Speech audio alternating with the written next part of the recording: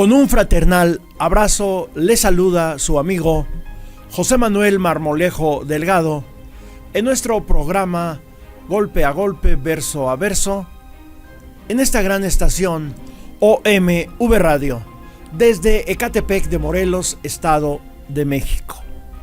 Tenemos como fondo de nuestra pantalla otra toma más del Albarradón de Ecatepec en estas excavaciones que hicieron en la zona los arqueólogos del INAH hace ya algunos años.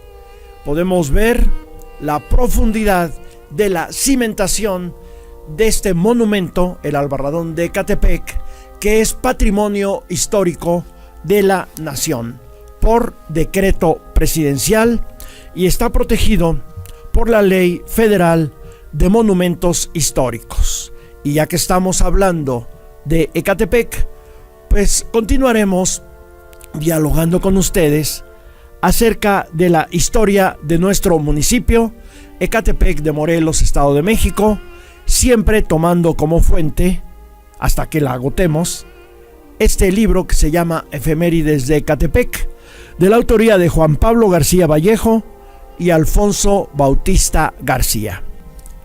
Día 3 de agosto del año 1566. Ejecución de los hermanos Ávila. Descubierta la conspiración, la Real Audiencia, en nombre del rey, apresó a los rebeldes encomenderos bajo el cargo de traición al rey de España. Los hijos de Cortés fueron exiliados a España, pero los demás participantes fueron enjuiciados y encontrados culpables. A las 7 de la noche de ese día, los hermanos Ávila fueron sacados de la prisión en mulas rumbo al patíbulo. Alonso de Ávila vestía de negro, una gorra con pluma negra y una gruesa cadena de oro al cuello. Su hermano Gil González llevaba traje de color pardo. El patíbulo estaba cubierto con telas negras y las teas iluminaban con luz trémula. Alonso de Ávila gritó su culpa y enseguida el verdugo cercenó sus cabezas. El día 28 de julio, Diego Arias es sospechoso en la conspiración Ávila-Cortés. Fernando de Portugal pidió a las audiencias la presentación de don Diego y don Baltasar de Sotelo para realizarles juicio como sospechosos de haber participado en la conspiración de los encomenderos.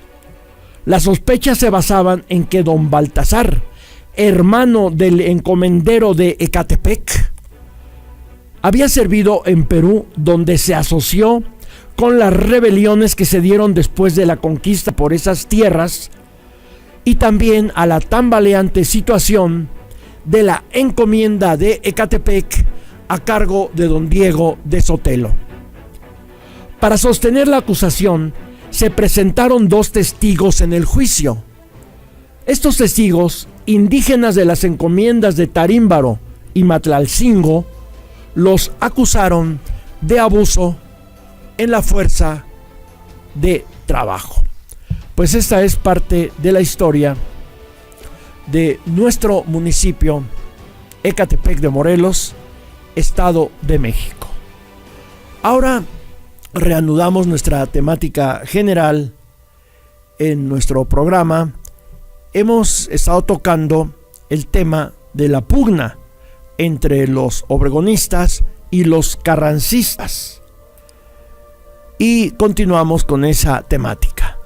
Después de la efímera administración de ingenios y haciendas por parte de los zapatistas, estas entidades económicas fueron intervenidas por los militares al mando del general Pablo González.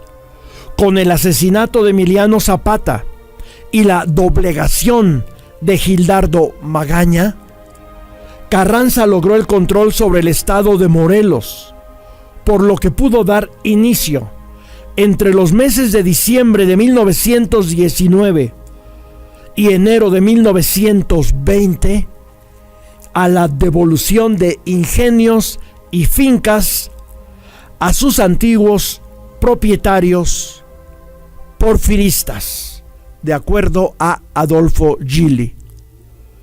También a principios de 1920, Carranza ya había fusilado a Felipe Ángeles. La Constitución de 1917, señala Adolfo Gili en su libro La Revolución Interrumpida, era un compromiso real, pero Carranza al frente del Poder Ejecutivo no representaba ese compromiso, y su política real era la negación, ya que había incluso intentado hacer reformas reaccionarias a algunos de los artículos avanzados de la Carta Magna. Uno de los hombres que representaba tendencias políticas contrarias a Carranza, Álvaro Obregón, se retiró del gobierno hacia la vida privada en 1917. Trabajó en sus extensas propiedades agrícolas de Sonora, haciéndolas producir con gran prosperidad, desde luego, con la protección del propio gobierno federal, amparo que equivalía a control político sobre el adversario principal, pero a la vez respondía a la tendencia de desarrollar una nueva clase burguesa entrelazada con la antigua, a partir del enriquecimiento desde el poder y por medio de de los militares y políticos vencedores en la revolución. Se acentuaban los rasgos restauradores del viejo orden. A mediados de 1919, Obregón, desde Sonora, lanzó su candidatura a la presidencia de la República.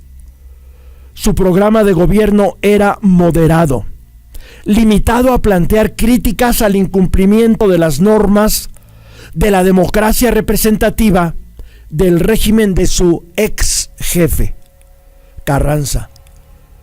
Excelsior festinaba que en dicho programa no se estipularan tendencias jacobinas ni socialistas, y sí garantías a la propiedad privada y al capital nacional y extranjero. Al asumirse como contrincante del candidato carrancista Ignacio Bonillas, Obregón ganó para sí el respaldo de la oposición popular anticarrancista, producto del incumplimiento de Carranza de los objetivos sociales de la revolución.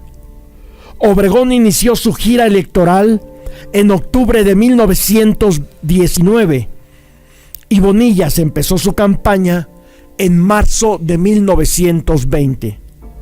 Obregón en ese mes hizo una alianza con Gildardo Magaña, obteniendo el apoyo de los zapatistas, lo que le permitió resguardarse en el estado de Guerrero ante un posible atentado en contra de su vida orquestado por el titular del Ejecutivo.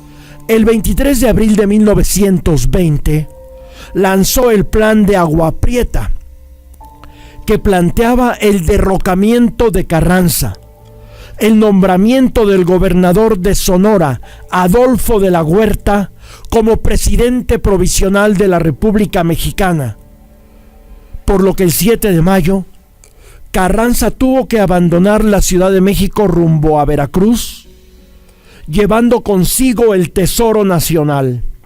El 9, Obregón entró triunfante a la Ciudad de México, con el zapatista Genovevo de la O cabalgando a su lado. El 21, mientras dormía, Carranza fue asesinado en Tlaxcalaltongo. El 24, el Congreso eligió presidente a De la Huerta y el 2 de julio, 20,000 soldados, entre ellos tropas zapatistas, marcharon frente al Palacio Nacional, en cuyo balcón presidían la ceremonia Adolfo de la Huerta, Obregón, Pablo González, Genovevo de la O y otros personajes. En su obra Emiliano Zapata, datos biográficos e históricos, el coronel Porfirio Palacios expresa que gracias a la actitud patriótica y congruente del jefe suriano, quien rechazó una propuesta de acuerdo con Victoriano Huerta, se permitió que éste empleara 8,000 soldados para resguardar del zapatismo las cercanías de la Ciudad de México. Palacios cita a Francisco Bulnes en su libro Los grandes problemas de México, en donde Bulnes afirma que si Zapata hubiera aceptado el convenio, entonces al gobierno golpista se le abrirían posibilidades de destinar esa cantidad de soldados, más otros 2,000, a detener el avance de los constitucionalistas, resultando imposible a Obregón y a Carranza tomar la sede del Ejecutivo, haciendo triunfar el plan de Guadalupe. Los carrancistas recibieron del ejército huertista la capital de la República el 14 de agosto de 1914, y de inmediato Carranza declaró que contaba con 60,000 rifles para someter a Zapata e impedir que sus tropas entraran a la metrópoli. Hubo diversos intentos de acercamiento de Zapata hacia Carranza, como fue la entrevista realizada en Tlalnepantla, Estado de México, entre Carranza y el enviado del caudillo del sur, coronel Alfredo Cerratos, en cuya conversación Carranza reiteró su amenaza de los 60,000 rifles. Cerrato dio por terminada la entrevista.